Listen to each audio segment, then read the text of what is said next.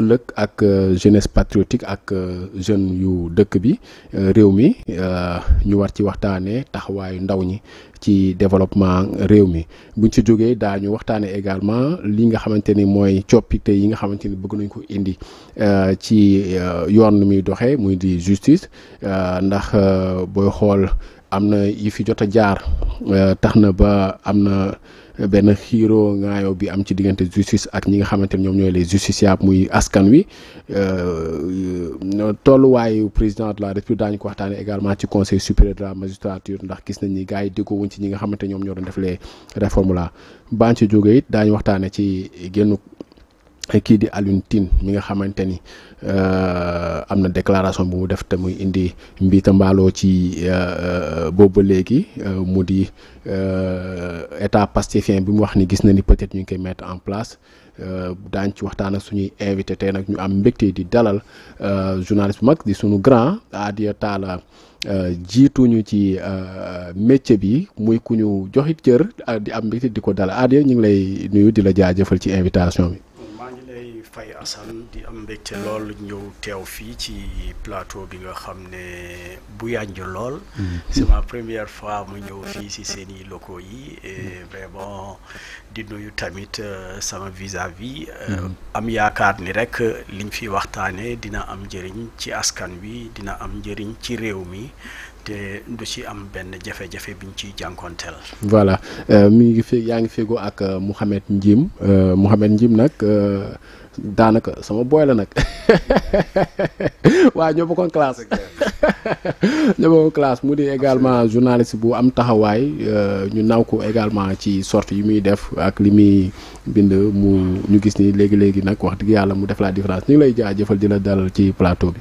merci Assane maa ngi rafetlu vraiment sa invitation ni nga ko waxee gëj nañ gisee trop. waaw yàgg na vraiment c'est un plaisir et un honneur d'être sur ce plateau et d'avoir l'occasion de le partager avec le doyen Adia Talla. vraiment maa ngi koy rafetlu bu baax.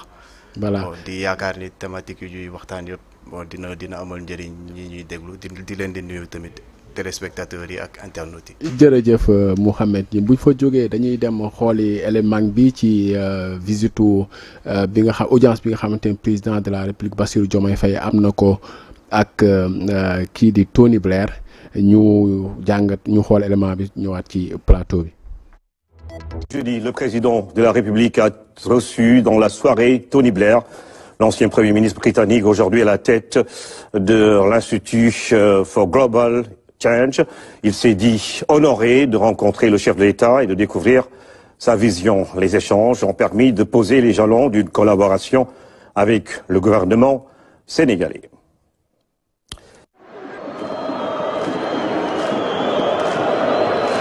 Je veux que les Sénégalais comprennent que Macky Sall ne pense pas par lui-même, ne décide pas par lui-même et n'agit pas par lui-même. Il n'en est même pas capable. Macky Sall se fait dicter des lois. Il se fait dicter des comportements et des actes à poser. Mais il le fait quand cela rejoint ses intérêts personnels.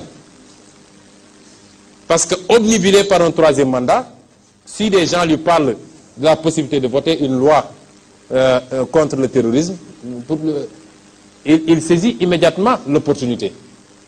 Mais il a son calcul derrière, et je vais y revenir. Qui est aujourd'hui, qui sont ceux qui soufflent dans l'oreille de Macky Sall? Il faut que les Sénégalais le sachent. Si j'ai commencé par l'exemple britannique, c'est parce que M. Tony Blair, sous couvert de son institut, qui prétend travailler dans le domaine de la gouvernance et dans les domaines de la plateforme digitale e-santé et de l'agriculture, est aujourd'hui un des conseillers privilégiés du gouvernement du Sénégal. Il est très fréquent au Sénégal et à chaque fois il est reçu par Macky Sall. Novembre 2017, février 2020, mars 2021 et j'en passe et j'en passe. Pas plus tard qu'hier, vous avez vu dans la presse qu'il se targuait d'un entretien entre Abdoulaye Diouf Sarr et Tony Blair par vidéoconférence où Abdoulaye Diouf Sarr lui présentait les problèmes qu'on a dans la gestion du Covid et Blair aurait permis de les aider avec des applications développées par l'université d'Oxford, etc., etc. Voilà des hommes qui sont devenus très influents. Il y a de manière générale un balai des anciens présidents, des anciens premiers ministres. Matteo Renzi était en même temps que Tony Blair au mois de mars au Sénégal. Et officiellement pour la lutte contre la Covid et la campagne de vaccination. Mais nous savons ce qui se passe. Nous savons qui est M. Tony Blair, spécialiste de la manipulation ethnocentriste au Kosovo, en Irak, au Libye, via son cabinet de conseil stratégique. N'oubliez pas qu'il était à l'origine de la guerre d'Irak parce qu'il était celui qui tenait l'hypothèse d'armes nucléaires dont Saddam Hussein se serait doté, ce qui s'est révélé faux. C'est ces gens-là qui aujourd'hui ont pignon sur rue et sont les cons. Voilà ñoo ko gisandoo daanaka élément bi nag mën nañu c'est en français waaye daañu faram-fàccee ñëw ci li wax Adia dafa mel ni vaaram na de.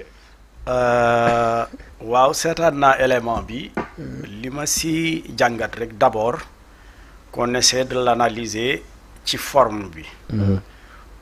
Ousmane Sonko bi mu koy wax par exemple avant élection présidentielle avant ñu leen di fal. ñuy jiite réew mi. C'est vrai que Tony Blair ñëw na fi ñeenti yoon excusez-moi ñëw na fi ñeenti yoon ci nguuru Macky Sall.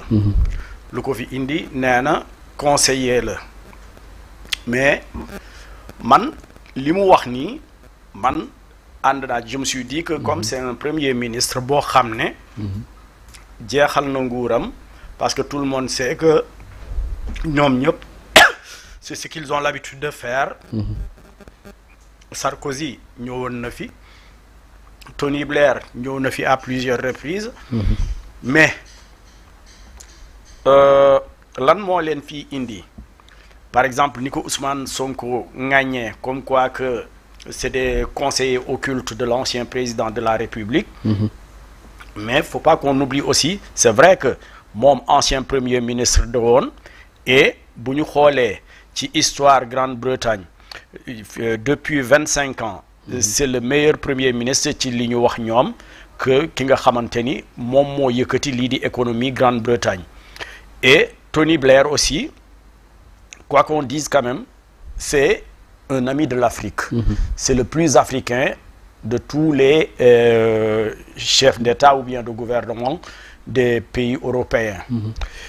ñëw na fi boo xoolee par exemple bi muy ñëw fii ci turu institut bi mu am moom moo ko tax a ñëw fii te ñoom lu ñuy yëngu ci ay conseil xool ci processus développement réew yi croissance bi ci yooyu la ñuy yëngu te bu ñu fàtte tamit depuis quelque temps bu ngeen xoolee ils sont ñoo ngi ci tànku France parce que ñëpp nee nañu Sénégal ak Côte d'Ivoire ak Mali ñoom comme génn nañu léegi.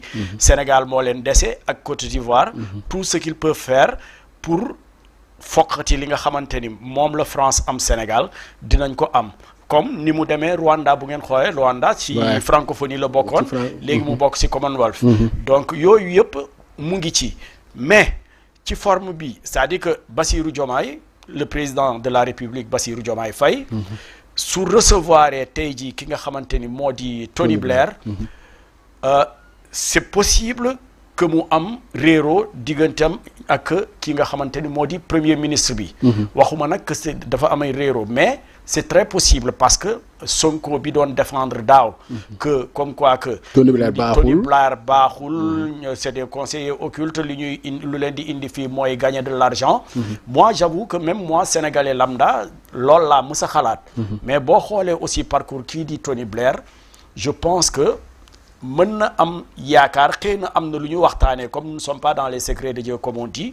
xëy na am na loo xam ne Tony Blair mën na leen jëriñ ci wàllu conseil parce que day yëngu tamit ci li nga xamante ni moo di e-santé parce que Tony Blair quand même jaar na Côte d'Ivoire jaar na Ghana jaar na Bénin dëkk yooyu yëpp apparemment nee nañu que ñoom gis nañu taxawaayu Tony Blair ci li nga xamante ni li ko fa indi woon ñu nit bu fekkente ni on pense que mën nañu indil dara ci en termes de perspective en termes de croissance ci suñu développement surtout dans l'agriculture loolu la ñu wax que si loolu lay yëngu c'est bon mais bu fekkente ni dañuy ñëw rek parce que parfois ñu si bëri si ñoom c'est des mercenaires nga xam ne bëgg a xaalis moo leen di tax a ñëw si réew Afrique yi parce que c'est des pays yoo xamante ni booy xool communiqué bi nga xamante ni présidence de la République def na ko ci démb ñu ngi wax ni Tony Blair mi nga xamante ni moom moo jiite Institute for Tony Blair Institute for Global Change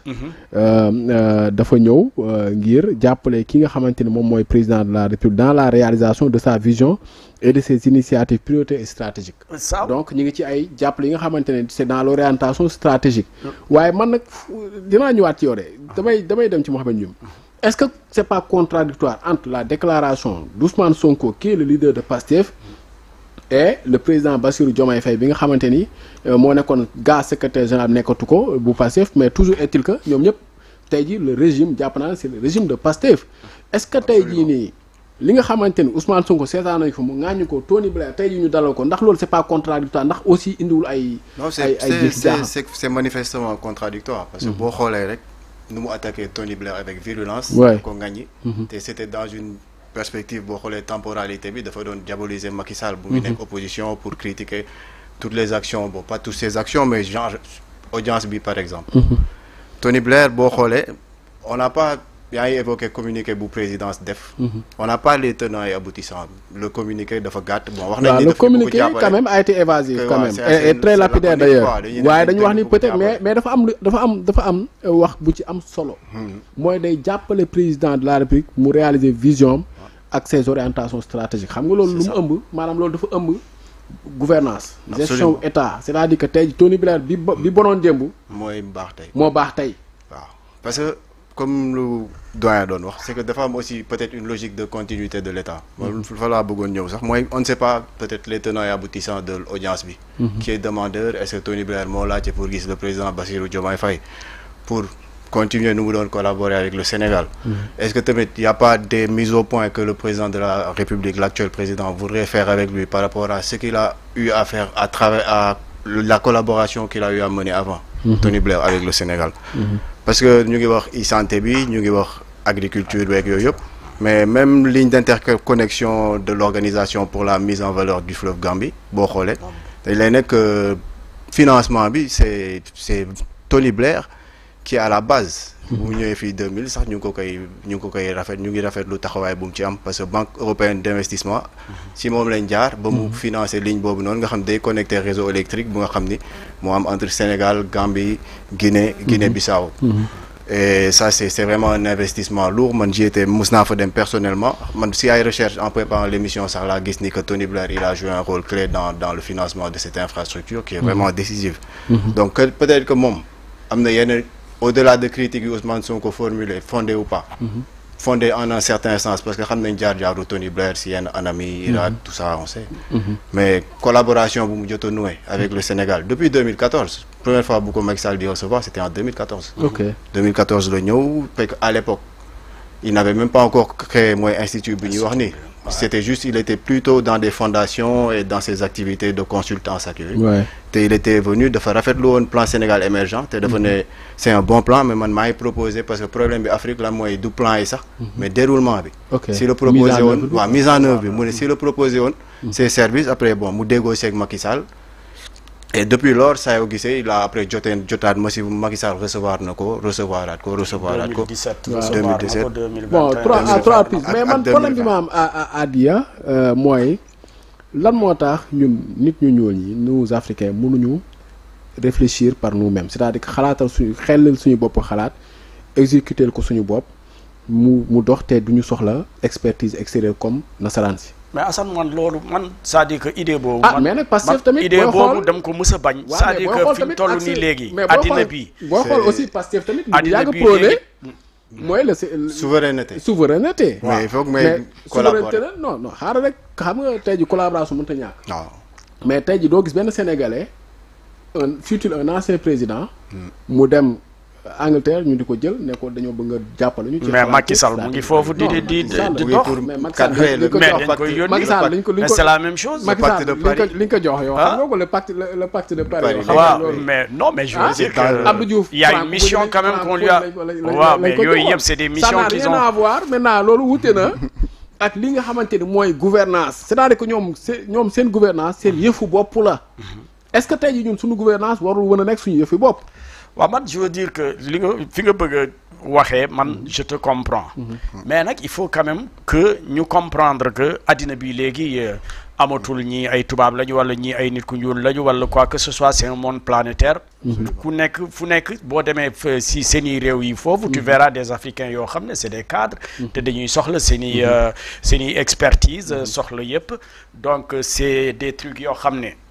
kenn mënu ci dara mais moi je veux juste revenir sur Tony Blair il faut aussi ñu xam ni bu ngeen xoolee lii di commission boo nga xam ni commission transparence sur les industries extractives sa commission bi nga xam ne c'est une commission africaine sous-régionale boo xam ne moom moo ko créé woon yooyu yëpp dafa bokk si yoo xamante ni day gën a fësal comme quoi que Tony Blair dafa nekk un ami des Africains mais man li may wax même su fi ñëwee na fekk loo xamante ne mu nekk njiitu réew mi buy jël ak moom ay dogal wala quoi que ce soit noonu nekk loo xam ne njëriñu askan wi lay doon njëriñu réew mi lay doon comme ni ko Ousmane Sonko waxee woon que comme quoi que dañuy ñëw fii pour se faire de l'argent wala nekk fii Macky Sall lépp lu mu kii rek si ñii ñoo koy conseiller ak yooyu mën nañ ko conseiller y a pas de souci mais nañ ci gis suñu bopp c'est-à-dire que li nit ñi di ñaawlu surtout man bokk naa si ñi koy ñaawlu c'est-à-dire que le fait qu'il soit reçu quand même en moins de 3 mois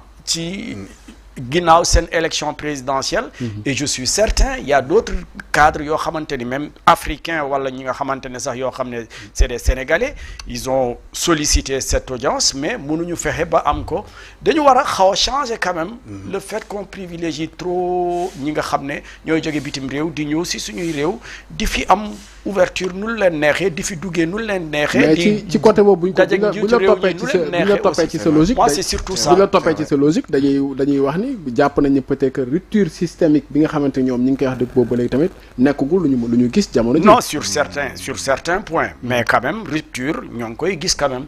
bi ñu commencé ba léegi vous voyez que ce qui se passe. man duma politicien wala quoi que ce soit moi c'est juste un constat que j'ai fait c'est-à-dire que c'est la réalité du terrain bi may gis par exemple boo xoolee ci wàllum occupation littorale bi liñ fa jël loolu quand même si rupture la bokk parce que su ñëlee beneen nguur bu fi nekkoon mbir yaa ngi continuer di dem ba tey si wàllum nu mu tuddati alalu askan wi c'est-à-dire que comme on dit les deniers publics luñ ciy dégg si li nga xamante ne lekk nañ ko wala guux nañ ko wala quoi que ce soit loolu yëpp ñun xamuñu ko woon et je pense que affaire yi aussi c'est un processus nañ leen seetaan amuñu si processus la buy dem mais booy xool xam nga processus c'est un mouvement d'ensemble waaw c'est-à-dire que tey jii mënoo ñëw nga woote peut-être rupture systémique waaw te amul un mouvement d'ensemble bu jógandoo. non nit ñi topp nañ ci. non c'est pas nit ñi. c'est-à-dire que mooy jéego yi ngay teg. mënoo def rupture fële ñàkk def rupture feneen man jàpp naa. parce que gis naa ne non xam nga yow. tey jii ci affaire Tony Blair bi. waaw yow laa ñëkk gis nga ñaxtu. waaw. yow laa ñëkk gis dans les réseaux sociaux. waaw je me suis dit que man par exemple à la place du président de la République Bassirou Diomaye Faye fu ñu toll ne période bi xam nga kan laa doon recevoir su doon si ça ne dépendait que de moi nous sommes à quelques jours de la Tabaski je reçois le président de la fédération des associations des éleveurs Ismaïla Sow wala ma recevoir ñi nga xam ne ñooy baykat bi ñoo ngi jëm si nawet wala mu recevoir askan wi nga xamante ne ñoo ngi jëm si mbënd yooyu mooy suñu urgence fu ñu toll nii léegi après nag su leen neexee ñu recevoir keneen mais quand même bu fekkente ni li nga wax ni transformation bi ñu wax systémique bi mu ngi dox mais c'est-à-dire que mënul doxandoo yëpp en même temps par étape la te processus la quoi ñu bàyyi leen xel ñu may leen quand même le temps de pouvoir li nga xam ne moom la ñu bëgg a tëral moom la ñu bëgg a dawal ñu dawal ko su fekkente ne nag def nañu naka su dul noonu ñu commencé wax lu ñuy wax. ndax nga am xam naa feneen yaakaar ndax peut-être que ni président bi moom bu demee bay recevoir Tony Blair moom il a peut-être des informations yoo xam ne ñun yoruñu ko peut-être que bu ko recevoir am na leneen lu lalu si suuf. si ay recherche de financement parce que xam nañ actuellement contexte économique bi Sénégal on est serré. côté budgétaire. du côté budgétaire quoi. parce que boo xoolee gars yi nee nañu si waxum eurobond yi. ñu ngi si joué si. tout à fait parce que lui boo xoolee si jaar-jaaram il a été conseiller après bu mu jëlee premier ministre de Grande-Bretagne il a été conseiller de JP Morgan. moom moo ñu abal. début juin bi. 450 milliards. parce que xaalis bi dafa ñëw rek moom it mu ñëw. daañu ñëw ci loolu parce que gis naa ku mel ni taskati xibaar bu mel ni Madiambal Diagne. di xaw a ŋaañu lu mel noonu sax. te mën na nekk. waaw mais man beneen côté bi may waxee mooy est-ce que aussi dans la mise en œuvre ou bien dans la formulation du projet maanaam ñoom seen projet de société bi nga xam ne indi nañ ko te boobu ba léegi mënuñu fexe ba mettre ko en application parce que daanaka pareegul. est-ce que soxlawuñu peut-être ku leen jàppale dans les orientations ak ndimbali parce que tamit li ma lire ci communiqué présidentiel daa mel ni dafa xaw a wund lu mel noonu. est-ce que tey jii peut-être si application seen déroulé ñoom seen vision. parce que il a une expertise dans ce domaine. non man ci projet bi sax laa le projet de Pastef. projet Pastef est-ce que tey jii demuñ ba mbëkk miir bi ne xaar ñu wuti ndimbal. pas mbëkk miir bi sax mais ñoom déjà ñoom nee nañ ko ñoom projet bi instant yi ils vont le confronter à la réalité c'est-à-dire que ñoom defoon nañ projet bi mais ñoom ils avaient pas encore les rênes du pouvoir ñoom yoruñu woon nguur gi xamaguñu woon lan moo am exactement kon am naa yéene def lii ngay mën a wax mais boo ñëwee ba jàkkaarloog affaire yi ñu ne la lii moo fi am war nga fay fii telle dette war nga am telle contrainte y a telle urgence peut-être que dans ce contexte là tamit ñu gis ni pourquoi pas dem xool benn Tony Blair. mais est-ce que yow jàppoon loolu tamit c'est problématique le fait que nga nekk ci opposition jël say xeer di sànni ñëw ne peut-être da ngay créer offrir projet de société fekk na amoo aussi tamit toutes les informations utiles yu la mën permettre. non loolu amul problème moi je pense pas. non mais ay intention la rek. comme on dit quoi ça se comprend mais ça ne s'explique pas. c'est-à-dire que ça dépend si fi ngay féetee rek. da nga am yéene bi peut-être mais surtout dans les pays développés dans les pays développés doxalee wuñ noonu. c'est-à-dire que nit ki projet de société bi muy ñëwee moom lay gérer le pouvoir. te déjà année bi Afrique kese ngay gis rawatina suñu réew mi ku ñëw Macky Sall gis nañu ko ak Sukkali. son projet là. Sukkali Sénégal non. kii yokkute yoonu yokkute bi mujj def plan Sénégal émergent mais yoonu yokkute bi après bi mu ñëwee waxatuñ ci sax.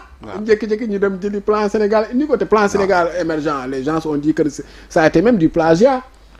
ndax boo demee am na yeneen pays yu am yeneen pays plan Gabon émergent am na fii plan Congo émergent c'est des trucs yoo xam ne ce sont les mêmes cabinets yi nga xamante ñoom ñoo def plan yi ñoom ñoo réaliser le plan Sénégal émergent finalement.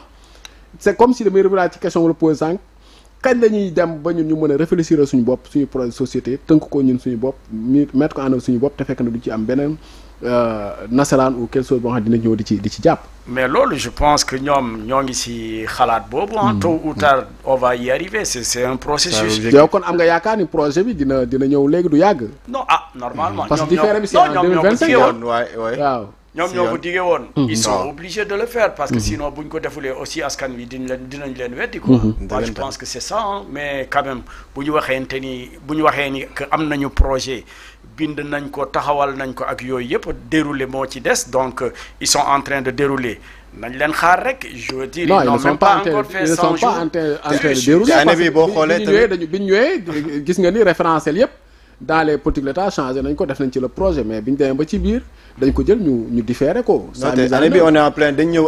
ils ont pris donc instant bi li ñuy déroulé c'est le plan Sénégal émergent le PSE. Assane lu baax dañ ci cof dara yokk ko si li nga xamante ne moo di kii bi je veux dire man noonu laa ko xalaatee quoi. par exemple quand tu dis que par exemple lui il a mis un costume noir.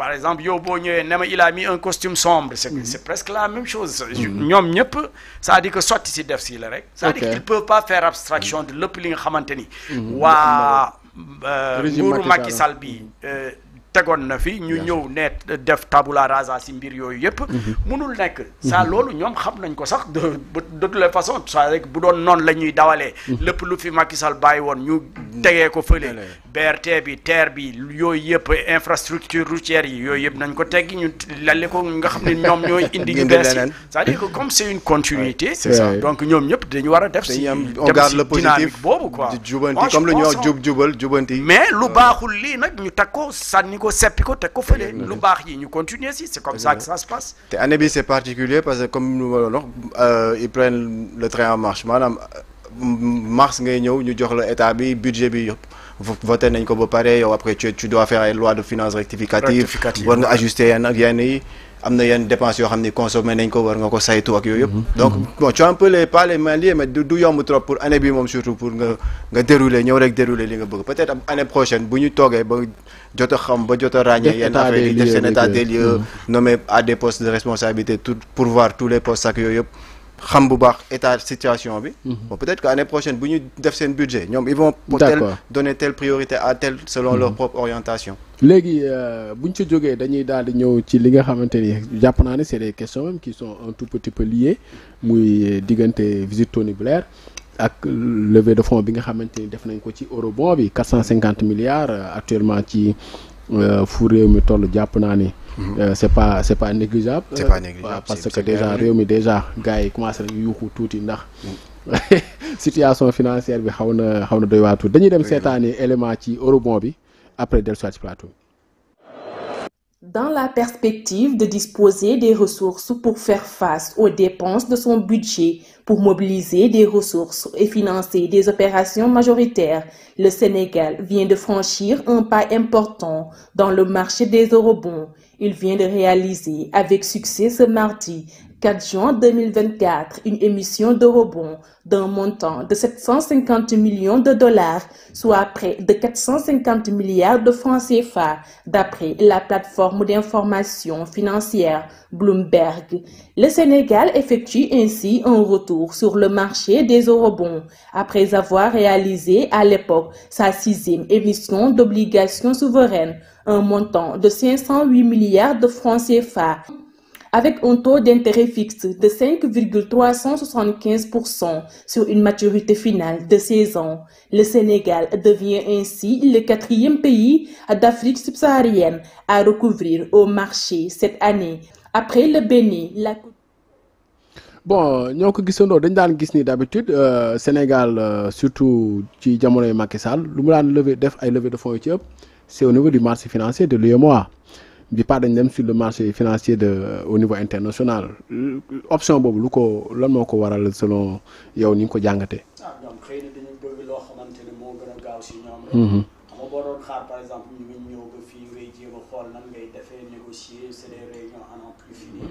ñoom s'ils ont la chance de pouvoir régler ça te mu gën a gaaw parce que boo xoolee quand même ils sont là que depuis 2 mois suñu mënee régler loolu ça veut dire que c'est une prouesse qu'ils ont réussi mu nekk loo xamante ne nag et dañ ko def foo xamante ne jamono ji nga xam ni nit ñi askan wi daf ko soxla ñoom si seen bopp dañ ko soxla parce que am na ay échéances yu bëri mu ngi seen kanam et il faut qu'ils règlent ça man nag sama problème ci mbir moomu mooy si yan anam lañ ko amee ak nan lañ koy fayee nee nañu c'est sur une durée de 16 ans xawma et le fait que filiale Morgan bi di ci dugal loxam ba nga xam ni nee nañu moom moo yombal affaire yi moi c'est là où se pose le problème mais su fekkente ni parce que filiale Morgan ñëpp xamee nañ leen ci wàllum LGBT ñuy def promotion LGBT ak yooyu si manifestation gay pride yi ak yooyu yëpp